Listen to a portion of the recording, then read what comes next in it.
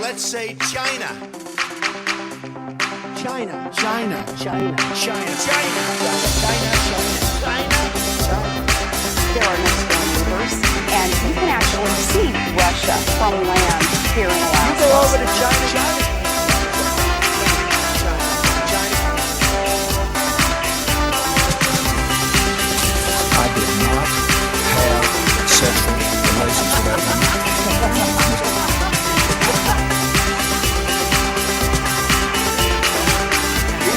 Trump statement, tweeting out insults to Angela Merkel. What's he doing?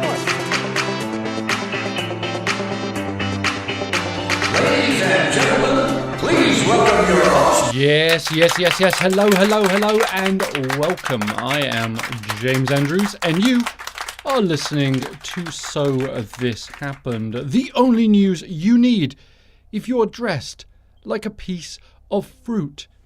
It's Thursday, the 21st of September 2017, and what the hell was going on with the audio at the beginning? Didn't the theme tune sounded all funky at the beginning? Was that just me?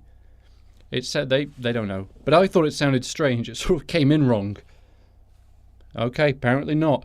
Anyway, today we're going to jump right in with Melania Trump, who gave a speech about anti-bullying, which I know the irony is not missed on me. The fact that her husband is perhaps the biggest bully on the face of the planet currently, there she is standing up giving a speech about bullying. Well, a lot of people didn't hear what Melania had to say because she chose to wear... I'm trying to find the words to describe what she is wearing. It looks like it's inflated, sort of like a dinghy, but it is neon pink. So imagine a neon pink dinghy expanded, fully inflated, with Melania's head on top. And that's sort of what she looked like. So because you probably didn't hear what she was saying if you were watching it, because you really just couldn't, because your eyes were going, what the fuck is that? Let's listen to her speech. I hope you will join me in recommitting ourselves to teaching the next generation to live by and honor the golden rule, to unto others as you would have them unto you, which is my paramount in today's society, and I'm focused as First Lady. It remains our generation's moral imperative to take responsibility for what our children learn. We must turn our focus right now to the message and content they are exposed to on a daily basis through social media, the bullying, the experience online and in person, and the growing global epidemic of drug addiction and drug overdose. No children should ever feel hungry, stalked, frightened, terrorized, bullied, isolated, or afraid, with nowhere to turn. We need to step up, come together, and ensure that our children's future is bright. So there's the First Lady giving a speech which is really quite good, apart from the broken English, which she's been here long enough now. Now, I'm not being rude about that. Okay, let me explain that a little bit.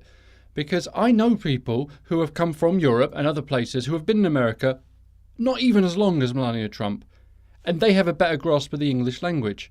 So it's not a dig, it's just a observation. Anyway, her speech was quite good. The only problem is we can't take it serious at all because of who her husband is. She even mentions cyberbullying, social networks. We must protect our children from this. Well, Mrs. Trump, your husband is the worst at this. He is constantly calling people nicknames, berating people, belittling people on social media. And I believe the phrase, change begins at home, should be applied here. So, Mrs. Trump, before you can start saying this about everyone else, you need to look at your husband and say, darling, if you call him darling, I don't think you probably do, but darling, maybe, just maybe, because I'm going out there giving these speeches about how people are shits on the internet and it's really cruel to people, maybe you should tone down your shittiness. Maybe? And look, I don't want to be an arsehole to Melania, okay? She is what I believe a really unhappy lady, stuck in a marriage because she married someone because she wanted to be rich and so be it. Lots of people do that. Well, then he became president, and now she's stuck in this role that she never wanted to be, and that's very clear whenever you see her. She's just up there going, fuck, I just don't want to be doing this at all. But the fact remains, you cannot get up there and give a speech about how cyberbullying is a problem when your husband is the worst offender. It just doesn't ring true. And speaking of one other thing that just doesn't ring true, Donald Trump. Now, he made a statement that you'll all remember on the campaign saying he wanted to save taxpayers lots of money and that there was plans for a new Air Force One in the makings, but he was not going to have anything to do with that because that is a waste of money. We have a perfectly good Air Force One here. We don't need to buy a new one. Well, today, Donald Trump is in fact getting a bigger Air Force One, and he did mention that he was a little envious of one other head of state who had a bigger plane, and that's the Emir of Kuwait. Well, no longer, because Donald Trump's Air Force One is going to be even bigger. It's going to be massive. It's going to be tremendous. So, there is another campaign promise kicked out the window. And I think we'll stay with Donald Trump for just a little bit longer, if you will allow me to. Today, at the UN, he gave a speech to the leaders of the African nations, and well, it was quite interesting. So let's have a listen into what the Prez said, and then we'll discuss it. Thank you very much, General. I appreciate it. I'm greatly honored to host this lunch, to be joined by the leaders of Côte d'Ivoire, Ethiopia, Ghana, Guinea, Nambia. Wait a second. What did you say, Donald? Nambia. Where's Nambia? Oh, apparently he meant Namibia. Nambia, Nigeria, Senegal, Uganda, and South Africa. Now, he also said, Africa has tremendous business potential. I have so many friends going to your countries trying to get rich. I congratulate you. They're spending a lot of money. that sounds a little bit like colonialism. We're closely monitoring and deeply disturbed by the ongoing violence in South Sudan and in the Congo. Real results in halting this catastrophe will require an African-led peace process and the really sincere commitment of all parties involved. And I know you're working on that, and you're working on that very hard. To assist in these efforts, I'm sending Ambassador Nikki Haley to Africa to discuss avenues of conflict and resolution, and most importantly, prevention. Thank you all very much. Well, there he is, ladies and gentlemen, and nobody can accuse Donald Trump of giving a dull press conference. Now, he kept saying over and over again, Nambia, Nambia. I got all excited. I was like, wow, there's a whole new country I didn't know about, and I'm quite good at geography.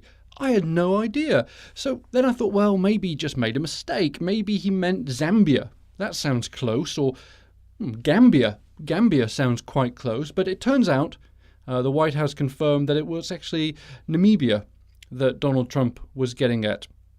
And I also love that he's going to send Nikki Haley to Africa. Sort of as if, you know, when you're in middle school and you don't realize that Africa is made up of different countries and it's actually a continent. That's how that sounded. I'm going to send someone to Africa. I don't know where in Africa. In the middle, maybe. Or the top, or the bottom, or the left, or the right. Somewhere in Africa, I'm going to send her. And then I also found it interesting that he needed to mention that he's got friends that have been going to Africa and making lots of money. And it's sort of, I look at that and I think, well, okay, so people in Africa really don't have very much money. It's a very poor continent. Most of the countries there are not very wealthy. But you just bragged about the fact that you have friends that are going over there and getting rich. And, well, really, what are they getting rich off? The natural resources, perhaps? The low-cost labour? These are all things that would make somebody rich by going to Africa. And that is certainly not something you want to brag about when you are hosting a lunch of African nations. You sort of said, I love you guys because you're so fucking cheap and you've got all these natural resources. My mates are making a fucking killing on you. You wouldn't believe it. You're brilliant. I love it. And Donald, I can tell you as an Englishman, it's really not something to brag about, because we did something very similar quite a long time ago, and it didn't work out very well for us. In fact, it's a bit of a national embarrassment now, and it's not something we tend to talk about. The days of British colonialism are sort of things that we like to leave in the past now, but today you just came out there, and I can picture you on the savannas of Africa with your friends behind you, all in your little New York suits. Men, this is Africa. They have resources and riches unheard of. It's an amazing place. Now, the natives might be a bit of a problem, but I think we can handle it. We'll just throw a little bit of money at the head chief or whatever they have over here, but trust me, it's going to make us rich beyond our wildest dreams. Let's go, chaps. Let's make lots of money. Oh, it's just brilliant, isn't it? So, let's see. The badges that Donald Trump is wearing: white supremacist, he picked that one up, and now colonialist. And if he gets his way and gets rid of the Affordable Health Care Act, complete bastard badge, he'll be able to wear that one as well. And today, students at the Mormon College, Brigham Young, are holding one hell of a party, because today, for the first time since the 1950s, caffeinated beverages are no longer banned. That's right. Students at Brigham Young can now walk into any cafe anywhere on campus and say, "Can I have a Coke? Or maybe a Sprite? Even a Dr. Pepper. You know what? Fuck it. I'll take all three. I'm gonna get crazy tonight. Watch out, world. I've got caffeine." And I actually do have to point out that it's not all caffeinated beverages. It's actually just soda. Coffee and tea are still banned. They are a gateway drug. In the defense of the Mormons, tea and coffee are a gateway drug to a latte, maybe even a cappuccino. I know. It's fucking dangerous. And you know who's to blame for this? It's Mitt Romney. That's right. Students started petitioning the university in 2012 to allow soda to be drunk on campus. Mitt Romney was seen drinking a Diet Coke because he is watching his figure after all. And the student said, "Wait a second. He's a Mormon. He's drinking a Diet Coke. Why can't I get one? I have to go to the shop and I get a fucking bottle of water. I'm sick of it. I've had so much water. I'm sick of it. All I want is a Diet Coke. Is that too much for us for? I know. Just one. I'm not even going to have like 2 a day. I'll have 1 a day. That's it. 1 a day, I promise. You know, I'm not going to stash them. 1 a day. That's all I want. 1 fizzy drink. Please." And so, party on, students of Brigham Young. Tonight, you can have a Diet Coke and you can mix it with, well, ice, because alcohol is strictly prohibited. So you can have a Diet Coke on ice. You can say Diet Coke on the rocks. That'll make you sound cool. And now, I would like to end with a small public service announcement. If you see 2 Mormons on their bicycles in their white shirts and their black ties riding around your neighborhood, step outside and offer them a Coke. Say, "Boys, would you like a Coke? It's cool, it's refreshing, and it is no longer evil. You can drink this with a clear conscience." Enjoy life, my friends. Enjoy life. Anyway, that's all we have time for today, unfortunately. We'll do this again tomorrow, Friday. Excellent. Love it when Friday rolls around. I mean, it's sad because I don't get to talk to you for 2 days, but I'll be honest, I love my weekends. I love them. Anyway, take care, have a great evening, and we'll do it again tomorrow. Bye-bye.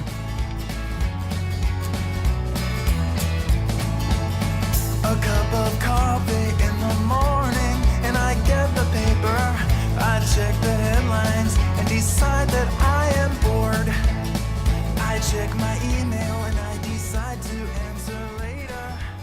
Another Special thanks to Josh Woodward of JF Music for the use of his awesome coffee song.